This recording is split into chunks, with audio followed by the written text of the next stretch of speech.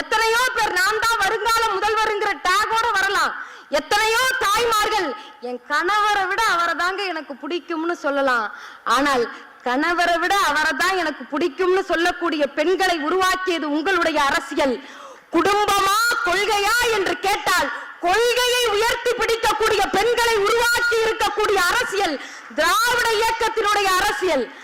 மேடை ஏறி மைக்கு பிடிச்சு யாருக்கு இந்த திராணி இருக்கும்? அந்த மைக்கு பிடிச்சு சொல்றாரு, இது மாநில அரசு கிடையாது. இப்ப மாநில அரசு கிடையாதுன்னா என்ன அரசுன்னு கேட்டா, இது மாநில அரசு கிடையாது, மகளிருக்கான அரசு என்று உயர்த்தி பிடித்த முதல்வர், திராணியுடைய முதல்வர், தமிழ்நாட்டினுடைய முதல்வர் முத்துவேல் கருணாநிதி ஸ்டாலின் தான். நண்பர்களே, இன்னைக்கு வருங்கால முதலமைச்சர் டேகோட வர்றாங்களே, அவங்களுக்கெல்லாம் திராவிட இயக்கத்தினுடைய உழைப்பு தெரியாது, வியர்வை தெரியாது. அன்றைக்கு இந்தியை எதிர்த்து போர்படை தளபதியாக நெஞ்சுரத்தோடு ரோட்டில் இறங்கி போராடிய போது பேரறிஞர் அண்ணாவிற்கு தெரியாது பின்னாளில் இந்த மாநிலத்தினுடைய முதலமைச்சராக வருவேன் என்று. தலைவர் சொன்னார், ஒரே ஒரு வார்த்தை தான் சொன்னார், என்னவா இருந்தா என்ன, ஓடியது அந்த கால்கள் தானே என்று சொன்னார்.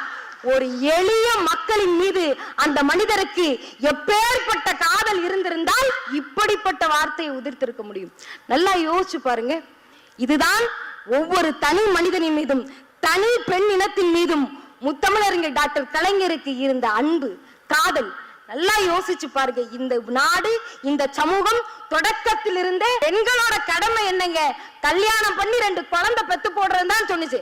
ஐயா சொன்னாரு, தந்தை பெரியார் மட்டும்தான் சொன்னார், உன் முன்னேற்றத்திற்கு தடையாக இருந்தால் அந்த கருப்பையை கத்தரித்து விடு என்று சொன்னார். இது சொன்ன உடனே பாதி பேருக்கு ஹார்ட் அட்டாக். என்னது கருப்பையை கத்தரிச்சிடுமா, இதெல்லாம் பகவான் கொடுத்ததுங்க அப்படின்னு சொன்னார். ஐயா ஒரே ஒரு கேள்விதான் கேட்டாரு, பகவான் கொடுத்தா 10 பசுமாட்டை கொடுத்து மேய்ச்சிக்கேன்னு சொல்லணும், 4 ஆட்டுக்குட்டியை கொடுத்து மேய்ச்சிக்கேன்னு சொல்லணும்.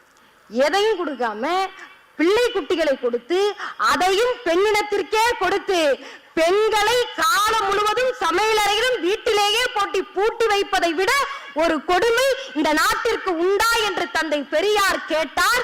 பின்னாளில் ஆட்சி அமைத்த முத்தமிழறிஞர் டாக்டர் கலைஞர், பெண்கள் பிள்ளை பெறுவதற்கான மட்டும் கருவி மட்டும் கிடையாது, பெண்கள் இந்த நாட்டை உயர்த்தி பிடிக்கக்கூடிய புரட்சி விதைகள் என்று இந்த சமுதாயத்தில் நிலைநிறுத்திய தலைவர் முத்தமிழறிஞர் டாக்டர் கலைஞர்.